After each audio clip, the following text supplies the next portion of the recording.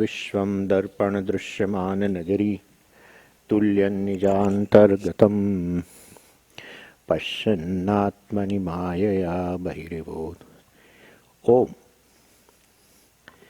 भूतं यथा निद्रया यः साक्षात् कुरुते प्रबोधसमये स्वात्मानमेवाद्वयं तस्मै श्रीगुरुमूर्तये नमः। इदं श्रीदक्षिणामूर्तये।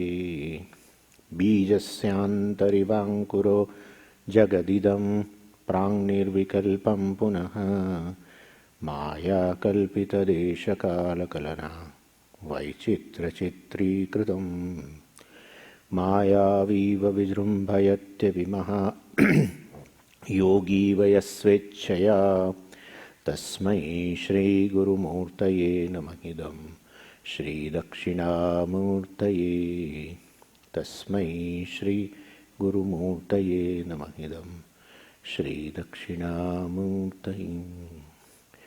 ॐ सहना भवतु सहनौ भुनक्तु सह वीर्यं करवावहै तेजस्विनावधीतमस्तु मा विद्विषावहै। ॐ शान्ति शान्ति शान्तिः। सदाशिवसमारम्भां शङ्कराचार्यमध्यमाम् अस्मदाचार्यपर्यन्तां वन्दे गुरुपरम्पराम्। ॐ dhyana shloka first and 9th verse.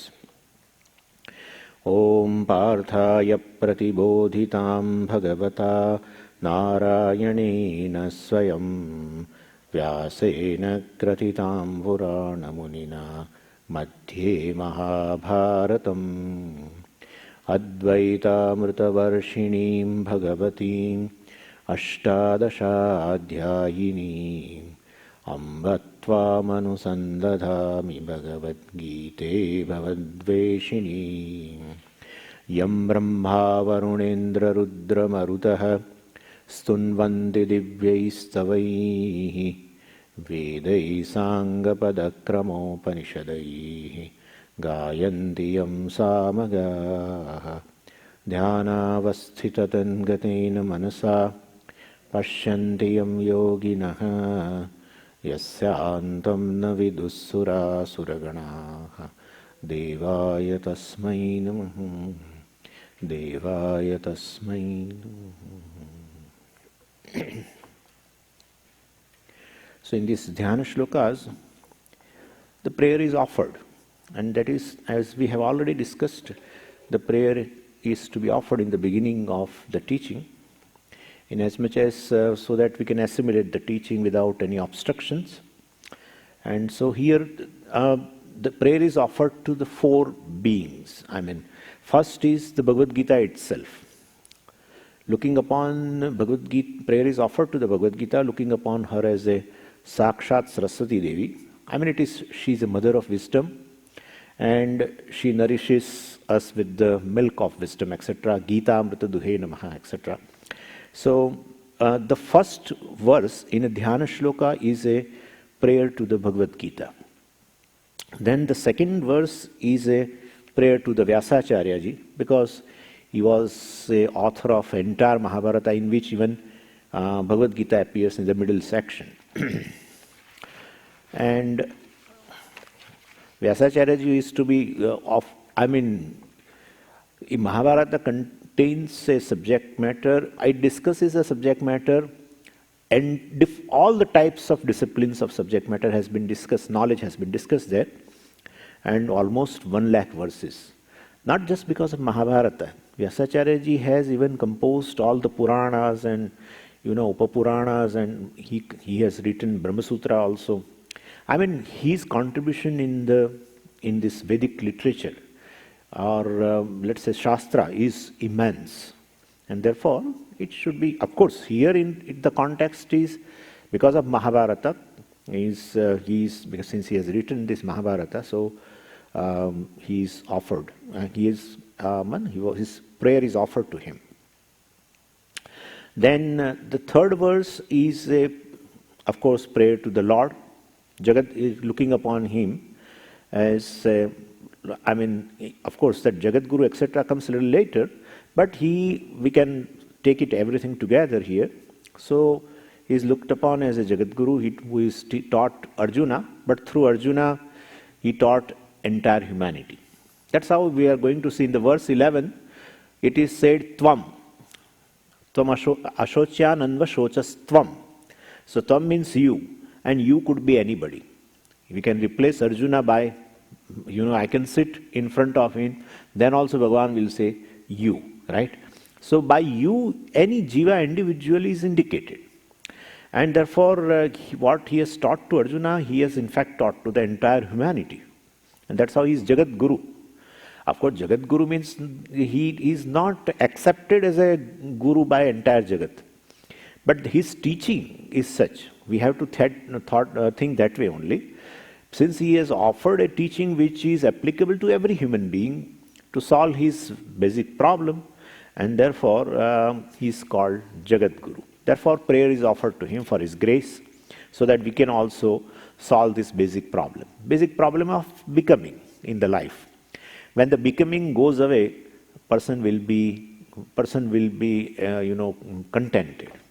The life of becoming indicates a life of dissatisfaction with oneself. So third verse is a prayer to the Lord. Fourth verse is also prayer to the Lord. Fifth verse also is prayer to the Lord. Sixth verse also is a prayer to the Lord. Kaivartaka Keshava. He is looked upon as a boatman who has made the Pandavas cross this river of this Mahabharata, in which it was, what is that river? What kind of a sharks and everything is there? It has been narrated there.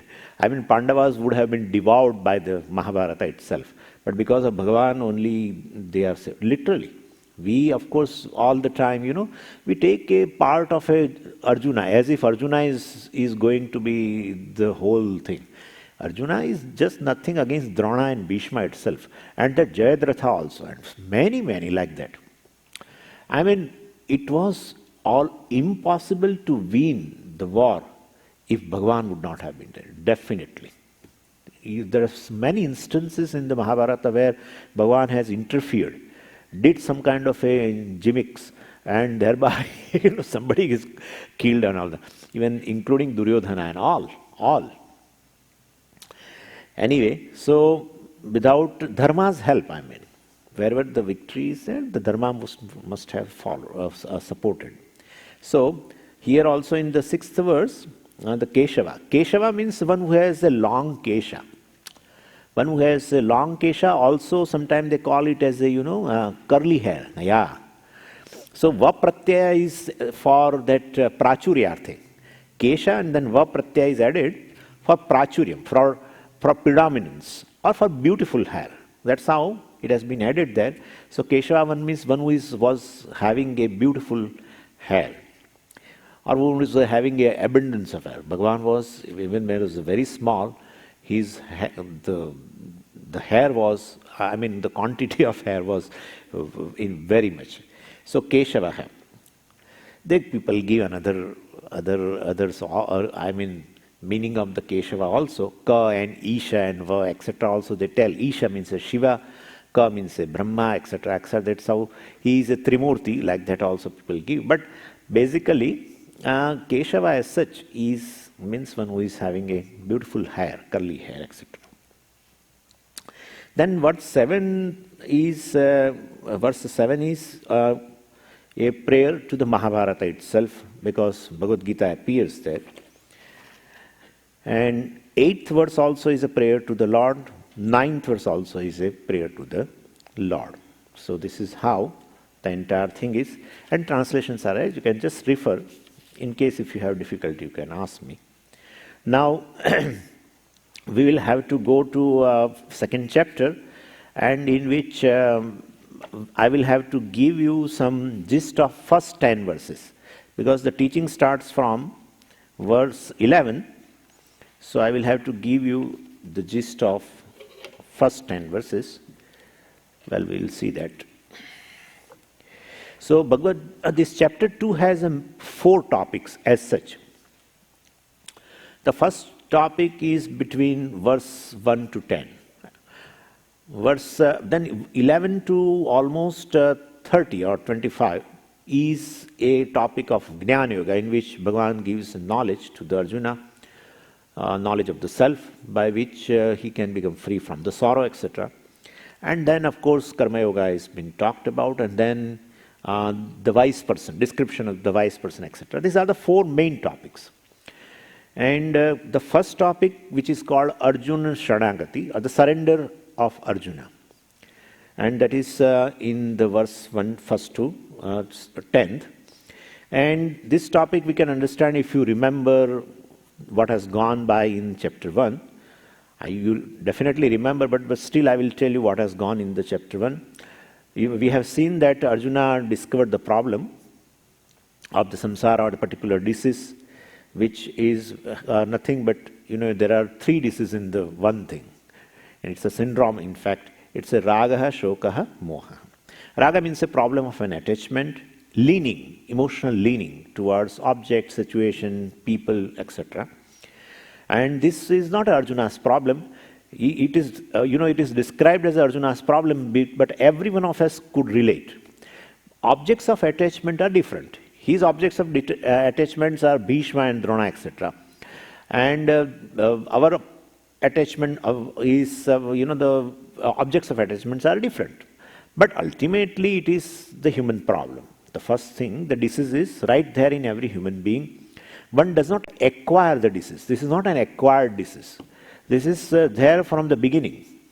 So, from life to life, birth to birth, this disease continues. There are certain diseases which is transmitted after the birth, transmitted from the mother to the child and all. That's how happening. Anyway, so this is Arjuna's problem, not only Arjuna's problem, but it's a human problem. And so the problem of attachment is universal. And Arjuna also had this problem all the time. But only he discovered the intensity of the problem in the war of the Mahabharata. That's how I said the context was the Mahabharata, where the characteristic of a disease appeared, because the intensity was very much. So that's how it appeared there. And that he told also, Krupaya Paraya Vishtaha, Vishidanna Vidamat Bravit, etc. So that he says that this is, my mind is filled up with this kind of a disease. And we have also seen that Arjuna was very intensely attached to Bhishma and Drona, and he had not lost them, in fact. But he visualized the war, and he also visualized the absence of both of them. And without them, he is going to survive. And not he is going to survive, he has got a victory also, definitely. He thought everything. And then he is enjoying all the objects. He's not enjoying, but he's having all the objects in the Hastinapur. But these people are not there. And by thinking that itself, he got frightened so much that what is the use of the enjoyments without these people, without our own people? That's how we also say. Swamiji, I have everything, but I don't have people now to enjoy. We say that. I don't have my own people to enjoy. I have plenty of things. People say that. So this is how it is. For him also, he just visualized it. It has not happened, but he has just imagined.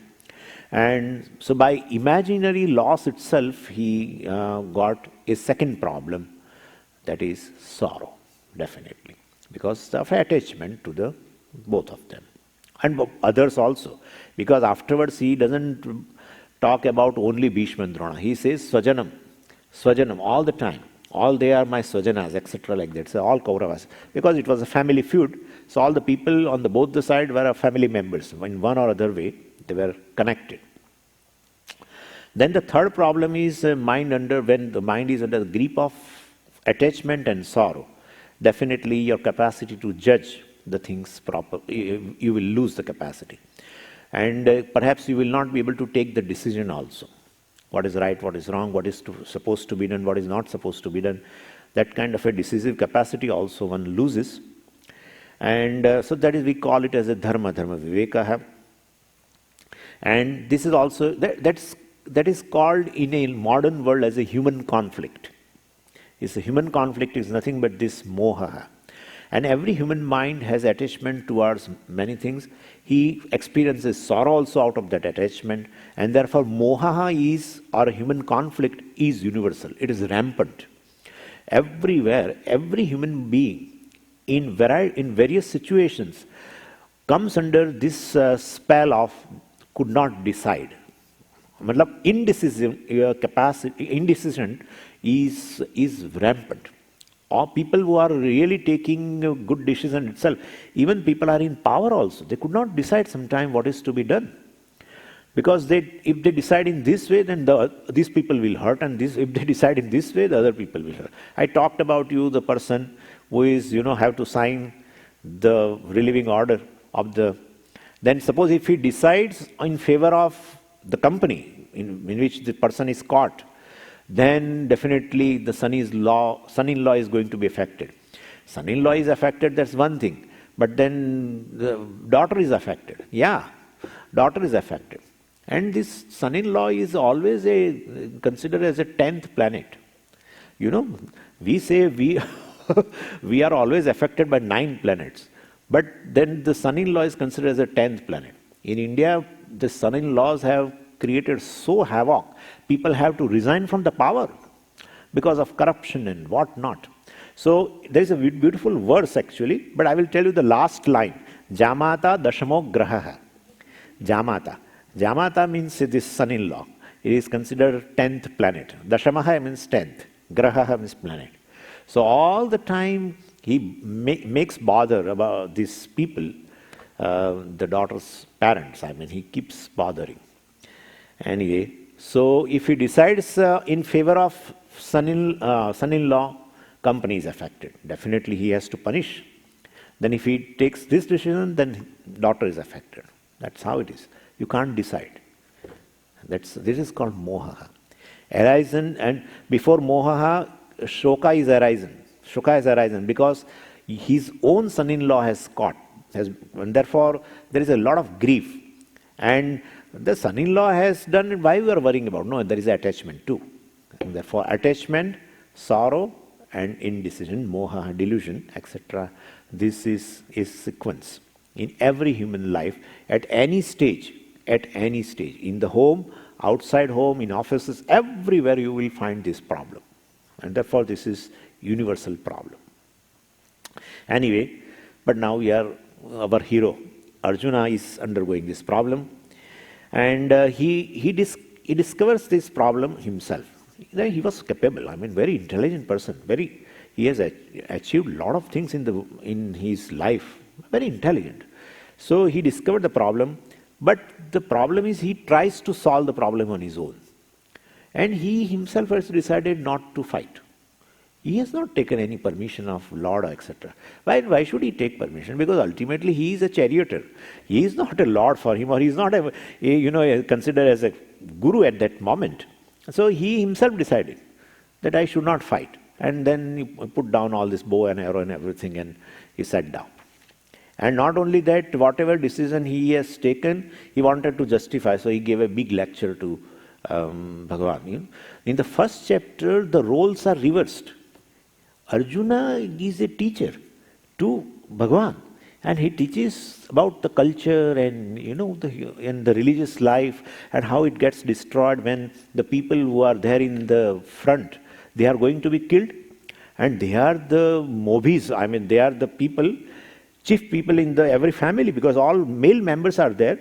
They run in the family, and therefore if they die, then what will happen to the children and the women and everything? And therefore everything will be destroyed, and the culture will be destroyed. So big lecture he gave. So Bhagavan was a shishya, and Arjuna was a teacher in the first chapter. That got reversed after in verse 11. So that he tried to solve the problem on his own. And he said to Bhagavan also that it is not proper to fight this war because it is adharma, etc. I told you that actually it was a dharma, and he considered, but now he considered that way. So I feel like running away from the battlefield, like that he said. And then Bhagavan didn't say yes or no or anything. Bhagavan just was listening. then but he himself put down arrow. I don't want to fight, that's all. So that's his decision. That decision is nothing but the solution to the problem, what he has. He thinks that this is the solution, because this is how he thinks. And Bhagavan also kept quiet, because he thought why should he poke a nose, when he is going to solve the problem on his own. Let him solve. So this kind of a problem, this kind of a sorrow, delusion in Arjuna's life would have occurred several times. It will occur, because the seed is a attachment, and the seed of attachment is ignorance. We are going to see that.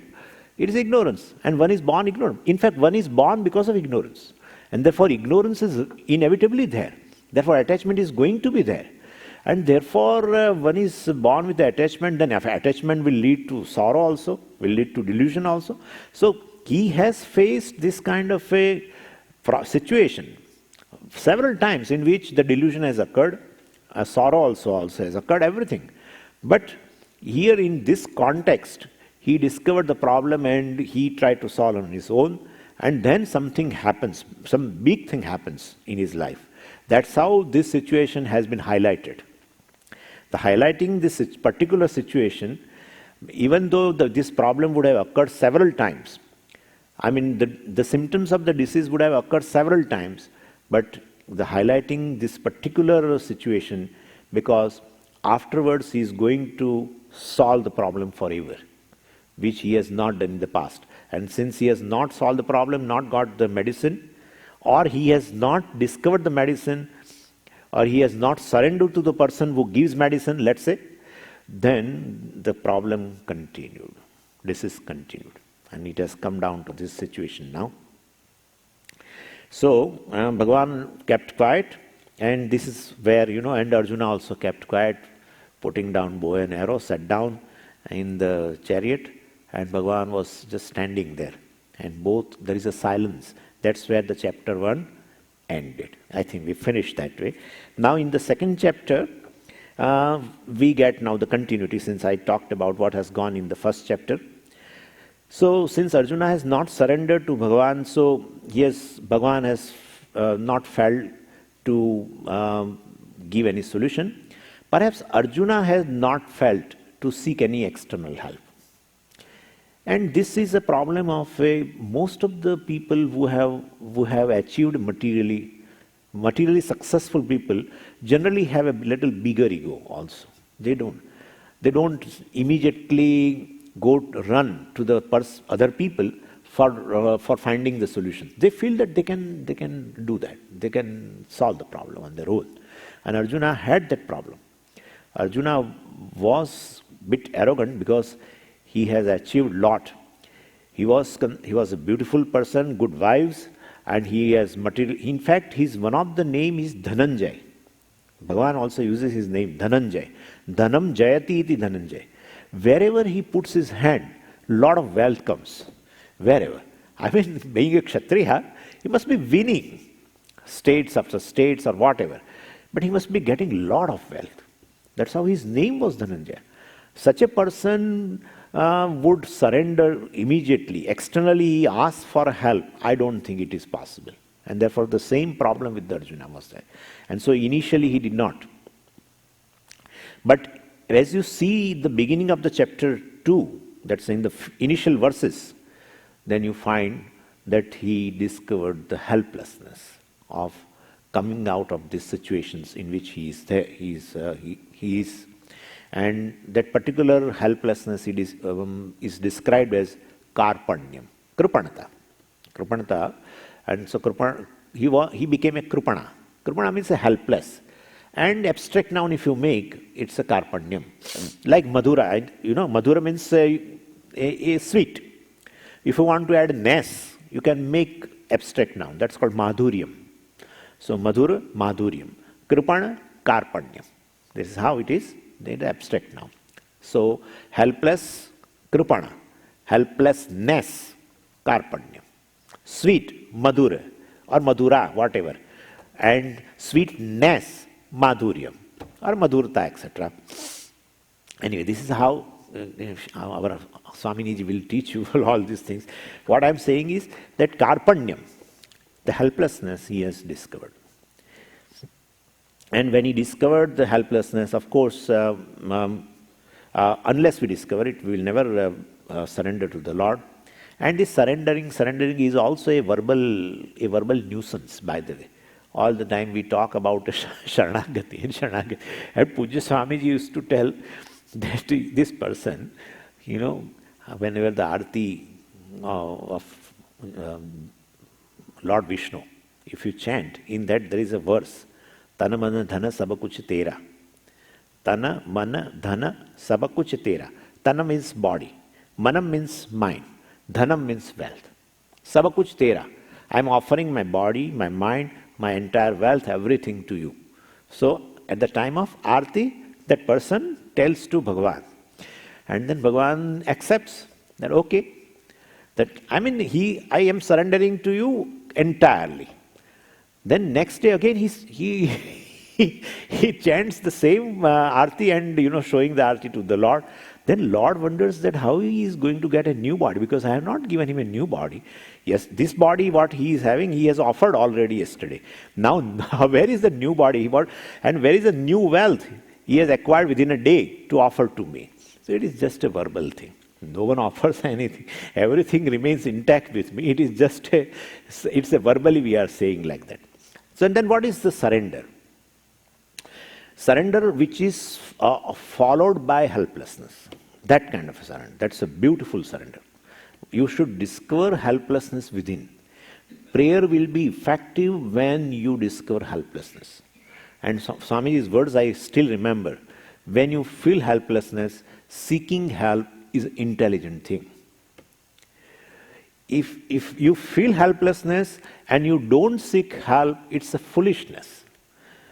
When you feel helplessness, seeking help to a proper altar is an intelligent thing.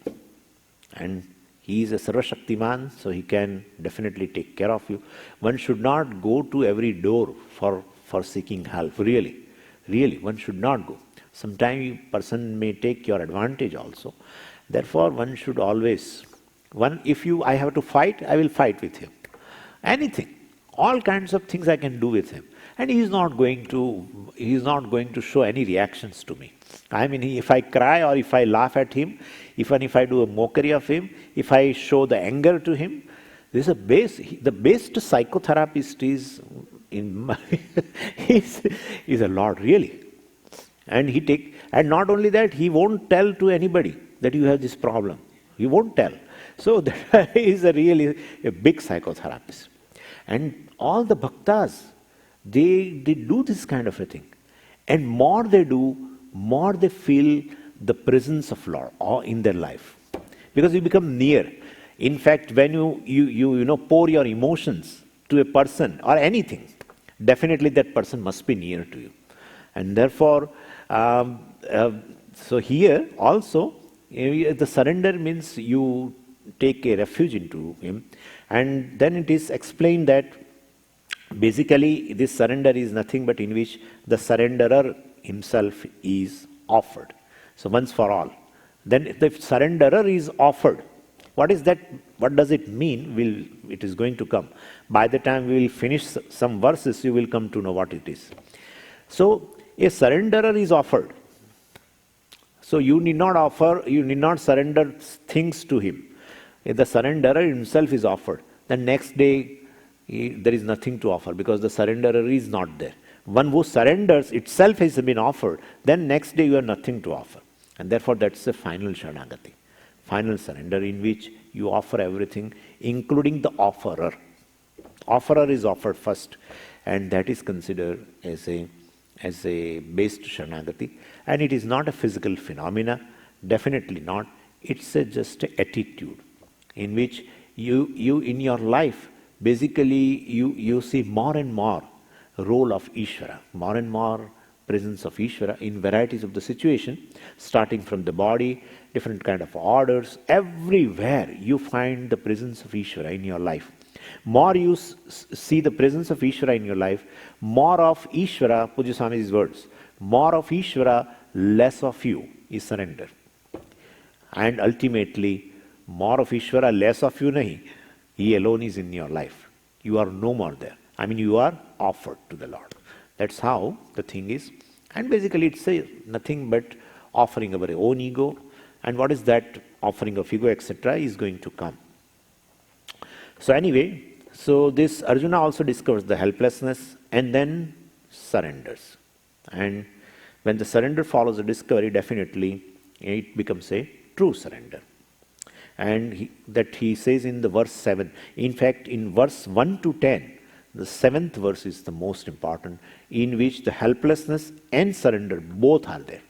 Karpanya dosho pahatasabhava pruchhami tvam dharma sammoda chetaha yachreya nishitam syad bruhi tanme shishyasteham shadhi. Shadhi means I surrender to you. Shadhi mam tvam prapannam, etc. So, teham, aham, te, tava shishyaha. Shadi means you protect me, etc. And mam shadi, you protect me, etc. is been told there.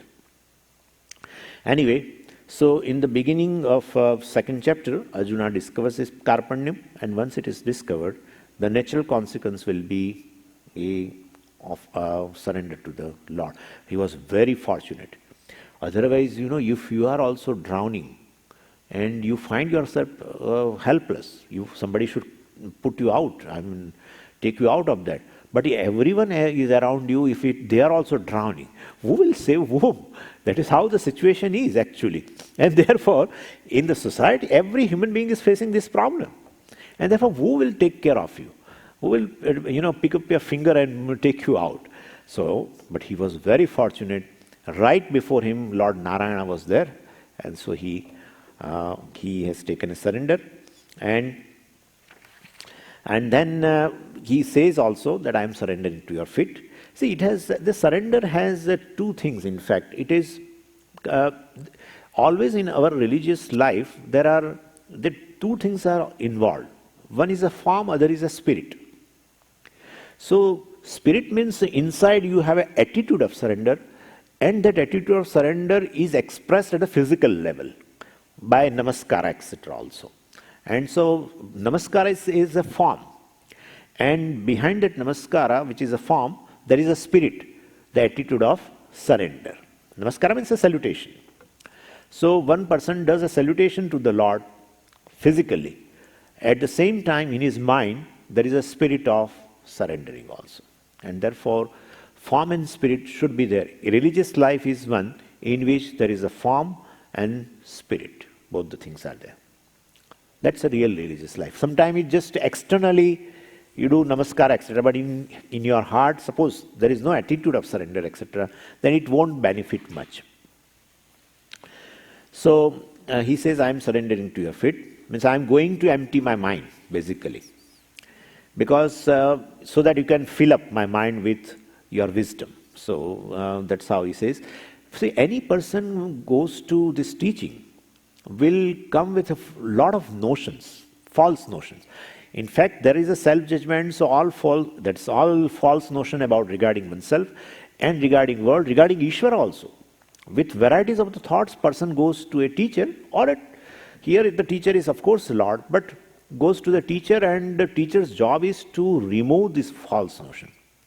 If the false notion will remain, he will see the teaching of the teacher through the notions, and he will filter out also many things in the teaching, and that will not help a person. So he has to basically remove all the notions or keep it aside. Remove means he should keep it aside. All the notions he has to keep it aside. And regarding world, regarding himself, regarding Ishvara, whatever he thought of while surrendering, he has to put it aside. And that has been indicated in a sannyasa by removing the hair. Each hair is considered as a notion. So you remove hair, means remove all your false notion. That's how it has been explained. Because you are going to a guru who is going to give a diksha. And afterwards, after sannyasa, is going to teach. So while giving a sannyasa itself, the hairs are removed. So all the false notions, it indicates all the false notions I have kept it aside, and my mind is empty. Now you teach me, and so that I can fill up with that wisdom, etc. That's how it has been indicated. Anyway, And so Arjuna was Yajmana in the Mahabharata war, has become now Shishya. And Bhagavan was a Parthasarathi charioteer. Sarathi means charioteer. And Partha means Arjuna, a charioteer of Arjuna's chariot. He has become a teacher of Bhagavad Gita. And so this total conversion has happened. Arjuna's and Krishna also. And after the verse 7, this conversion has took place. This conversion took place. So Jnani, that's how they say Jnani becomes, Jnani is a Jnani. He doesn't bother actually. Frankly speaking, Jnani, this is a Lakshana of a Jnani. He has no compulsion in his heart to teach. If there is a need on his part to teach, well, then there is something required for him to, for a nishtha. He has no compulsion. If he says without teaching he is incomplete, if he feels, well, that's a little problem. So Jnanis do not have that kind of thing that now I have to teach. But somebody approaches him, surrenders to him, and makes the Jnani as a guru, teacher. That's how the things are. And we have seen the Bhagavan has not taught to anybody. You can imagine, I heard that even Arjuna and Bhagavan both were of the same age. I think I told yesterday, of the age of 85 or something. So many years of association with Arjuna, with Bhishma. Bhagavan has not taught to Bhima, that's one thing. But Bhagavan has not taught to Bhishma also, who is a person of a vow, and follower of a dharma, but he didn't teach. Neither to Arjuna also. Several times he must have seen him as sorrowful. Several times he must have seen. Bhagavan must have seen him sorrowful, but never taught. But when he surrendered, then he taught. So, Jnani remains Jnani. They say, Jadaval lokam acharet. For Jnani there is a lakshanam, Jadavat lokam acharet. Jadavat means like a Jnani. Like a ignorant person, he has to remain in the society, as if he doesn't know anything. Lokam acharet means he has to move around like a ignorant person. And we should not start, please sit down, I want to teach you regarding. No. If someone comes, says, Shishyasteham, I am your Shishya, I want to learn something, I am taking your refuge, then definitely teach him. And that is how in chapter 4 of Bhagavad Gita, the Lakshana of a Shishya and Guru both have been given. Tadvidhi pranipatena pariprashnena sevaya. Tadvidhi pranipatena. Pranipata means surrender. And then of course pariprashna means question, etc. And then that's how you show your jignasa, you show your desire to know, and then he answers, etc. So Arjuna took a surrender and then he has been given. And that's how people ask, why did Krishna did not teach Dharmaputra? Yudhishthira was embodiment of Dharma almost. He should have taught him before Arjuna, in fact. And but Dharmaputra or Yudhishthira or a Drona or a Bhishma or anyone in Pandavas or a Draupadi, Bhagavan helped her a lot. So much help, so much concern. In fact, Draupadi, Bhagavan said at one place, Draupadi is my very, very good devotee. Everything. He appreciates everything, but never gives this knowledge. Never. He never taught. Then why only Arjuna? People ask this question. Where Bhishma is there, Drona, of course, let's forget. But Bhishma and Yudhishthira are considered most eligible. Sadhana Chatushtaya Sampannavan we can consider. But he did not. Because they never uttered in their life Shishyasteham to Bhagavan. In fact, if you see the Vishnu Sahasranama beginning, etc., Bhishma asked questions to Bhagavan. And Bhishma was knowing. In fact, when he was on a deathbed in the Mahabharata, he says, Bhagavan, you appear before me and then only I will leave my body. Well, then you are seeing him as Bhagavan, then why didn't you take refuge so that he would make you free? No. Never. Only Arjuna said this. And in this situation, not before also. Then the same Jnani, has become a guru and taught and taught and taught and taught. Whether Arjuna asked or not, Arjuna say enough, but Bhagavan thought he needs it. He needs it. And up to the end of chapter 18, almost chapter 18 end. And that's how Arjuna becomes a recipient. And through Arjuna, he became the recipient. So between the first verse and the 10th verse, we find Arjuna getting converted into disciple. And then channels of communication definitely becomes open. And from verse 11, the actual teaching takes place.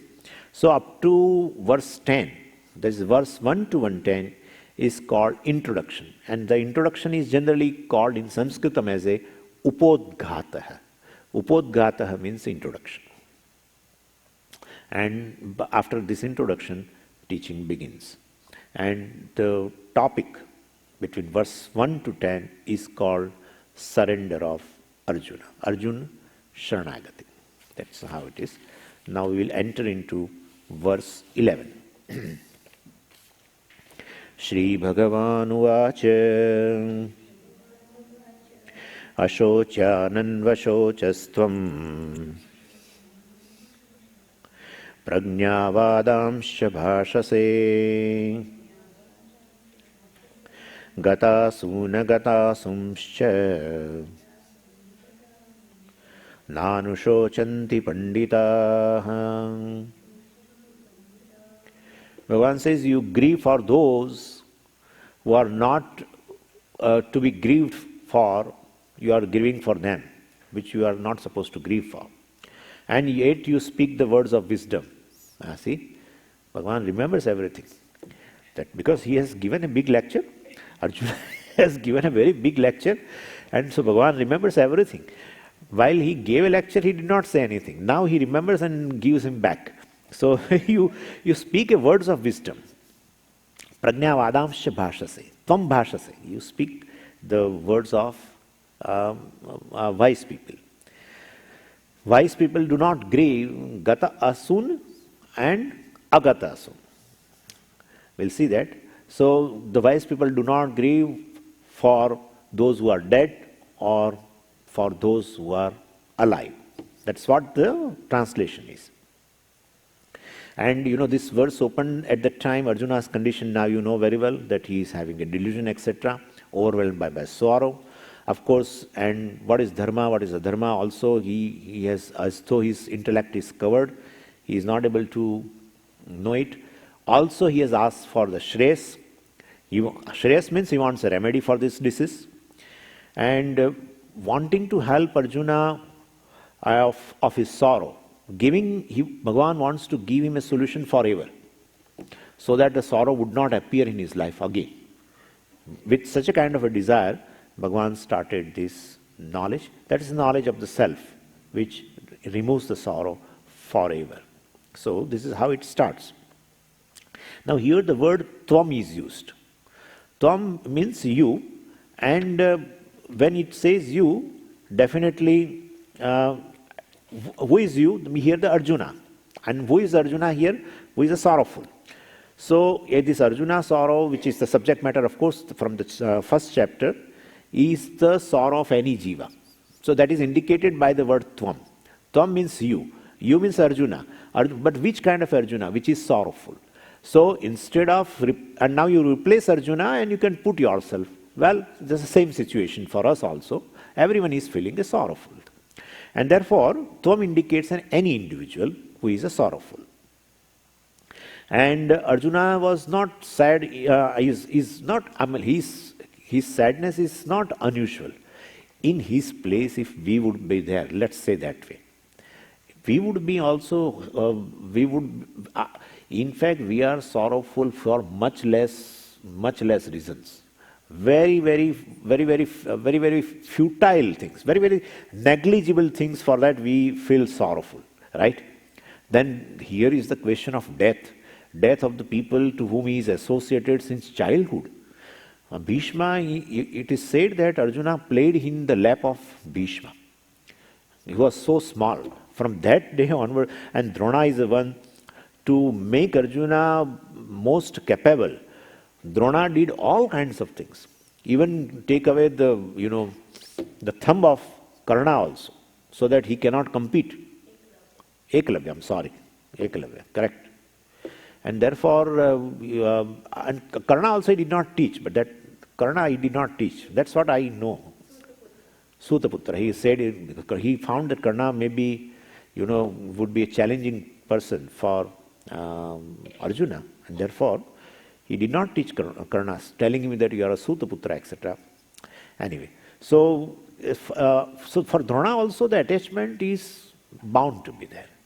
And the very situation comes when he can imagine that they will not be there after the war, well, definitely sorrow will be there. And therefore we are with Arjuna. That's all I mean.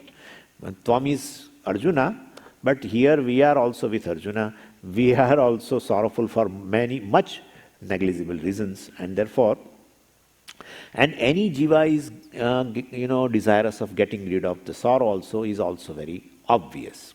So this is, from these words itself, now we can replace Arjuna and we can put ourselves. So that's how only teaching works. It is a teaching between Arjuna and Krishna. That's one way of looking at it. It's a teaching between Krishna and me. That's another way of looking at it, definitely. So otherwise it remains, as a third person. Everything remains in third person. So Arjuna was sorrowful, for death, and people sometimes few things they know from Bhagavad Gita, and they keep in the heart. And wherever the death occurs, they go and they give this discourse immediately. You are grieving for which you should not grieve for, and all that. Which they are not supposed to tell. It's a foolishness. In such a situation, you should not tell, where the people are grieving. And it will create a prejudice for the person, for the one who has taught, and for the Bhagavad Gita, everything. For rest of the life, they will not look at it, Bhagavad Gita or the person. Any Swami they would become, because the person says that I have learned from so-and-so Swami. Okay, you are also like that, your Swami also like that. One should never say that this is a situation like. It is a question of an understanding. It's not a question of speaking out. Otherwise, Bhagavan would have spoken out before. Several occasions were there, so many people have been dead in Arjuna's family before. Everything has happened. But Bhagavan has never uttered a single word. That there is no death of a self and all, and nothing of that sort. He did not utter a single word. So we should understand that is how they consider the prayojanam. The purpose of avatara is this. Martyavatara khalu martyasya shikshanam, that is they say. Martyavatara. Martyavatara means when Bhagavan comes in a form of a martya, means a manushya. Then it is not just to remove adharma, etc. It is for teaching how the human being has to behave in a given situation. Varieties of the situation he also faces, you also face, and he takes up the situations which are very, very more intense, let us say. Takes a birth in the jail, and afterwards all problems. One after the other. Putana is just behind him and everything. So, varieties of the situations in which how he deals with the situation. That's a matter of one of the purpose of Avatara also. And therefore, for that human form is necessary. If he comes in a tortoise form, if he does, then we will not learn anything from that. So, he has to come in a human form. That is how this Rama and Krishna in Dashavatara, this Rama and Krishna avatara is considered the most effective for the human society. And because we can learn, and it has an impact. You can imagine if Lord Krishna would not have come. You imagine I can't imagine the culture at all. Everything, starting from the dance and music and all our devotions, what not. Everywhere Krishna has pervaded, everywhere in the Indian culture. Culture is religious, of course, but I can't imagine if Lord Krishna would not have taken a birth, what would be the Indian culture? You can't imagine. Anywhere, painting Krishna, everywhere he is, all the arts and everywhere. all the songs and all the devotion. I mean, what not? It's just beautiful. And the way he sits and the way he talks and the way he behaves, and it's just an embodiment of love, love and love, nothing else. Krishna is an embodiment of love. If love has been crystallized, he will take a form of Krishna. Of course, it is Tribhangi, so he stands like that all the time. And the great Rama is always straight, takes a bow and straight all the time. Even they show in the movies, what kind of movie? Not cartoon movies, but they show like that, going like this. Rama was a straight, because Dharma is a straight. So he's an embodiment of Dharma. He is an embodiment of love. Amazing it is.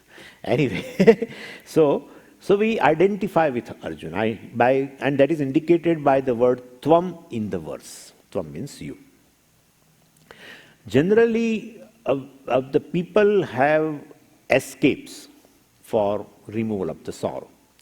And what is significant here is Arjuna wanted to resolve this sorrow for good, and that is how we have Gita Shastra. Otherwise, to get rid of sorrow, there are many, many ways, and people are employing those means, and they are all called escapes, or varieties of the escapes are there. But Arjuna wanted to sorrow for good. Bhagavan also wanted to get rid of Arjuna's sorrow for good, and from us also for good, and that's how entire Gita Shastra has been given. And Arjuna was told very straight away by Bhagavan that hey Arjuna, you are grieving for something which you should not grieve for. It means you are grieving unnecessarily. Basically it means you are grieving unnecessarily.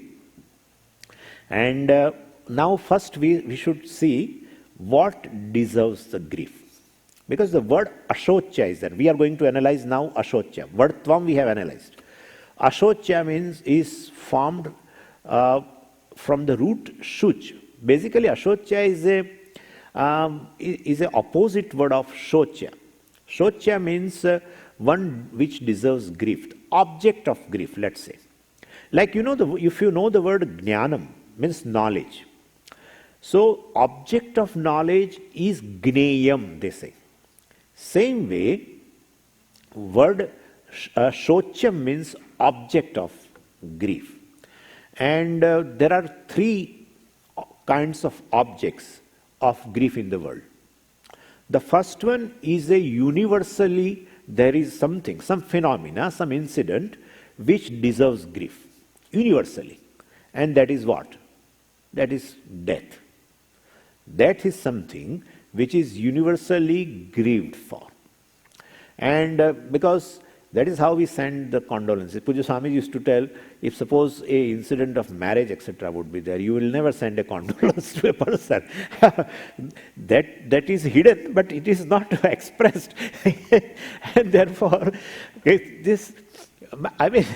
so certain incident in life does not deserve grief.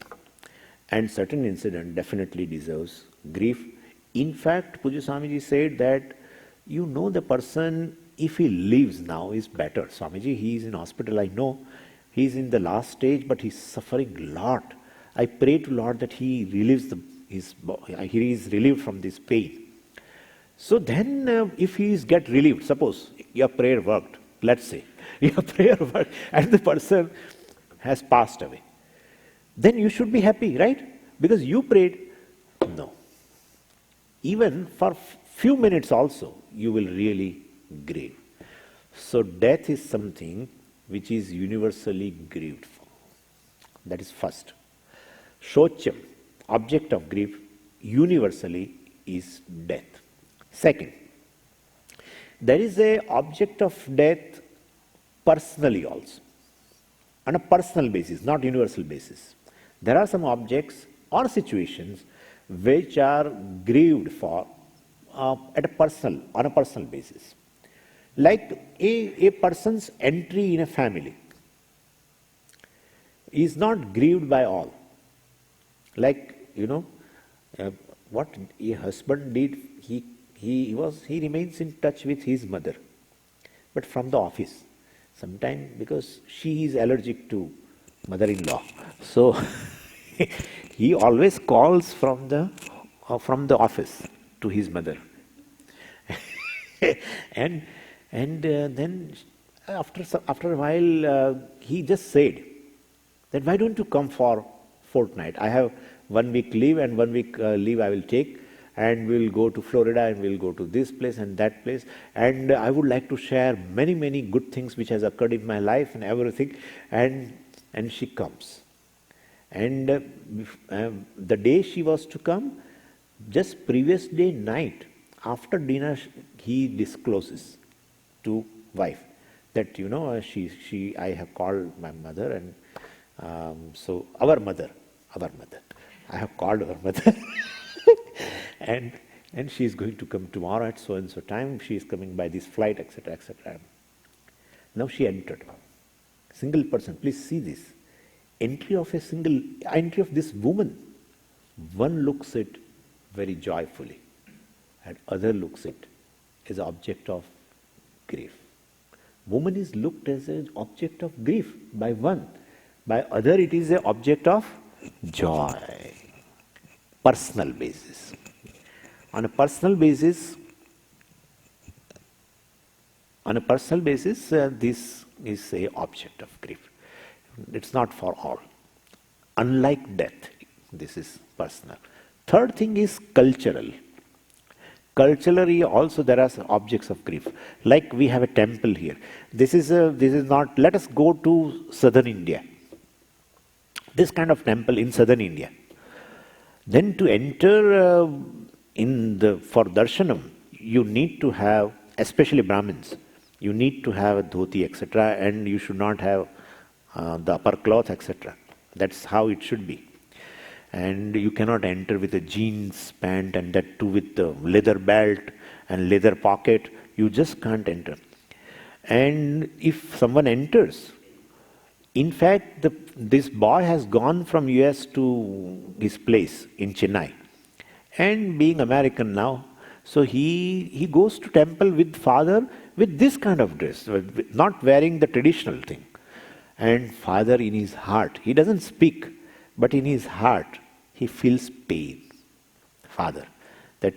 And perhaps he may tell indirectly also that, you should wear dhoti, etc., for darshanam, etc. Perhaps the boy may not agree. Then he really has a pain. And if our, priest, if they see that, they also feel pain. This is a cultural objects of grief. In some society, a birth of a boy is welcomed, and birth of girl child is not welcome. In some society, birth of girl child is welcome. I think in one country, Burma or something, birth of a girl child is welcome. Birth of boy child is not welcome. So birth of a boy child is looked upon as object of grief. So this is all cultural. So there are 3 types of objects of grief. Shocham of 3 types. One is universal, one is personal, third is cultural. Bhagavan says ashocha, means nothing. Either culturally there is no object to be grieved for, personally there is no object to be grieved for, universally there is nothing to be grieved for. No incident, including death, is to be grieved for. How? We'll have to see tomorrow. Om Purnamadav Purnamidam Purnat Purnamudachyate Purnasya Purnamadaya Purnameva Vashishyate. Om Shanti Shanti Shanti. Harihi Om Shri Gurubhyo Namaha. Harihi Om.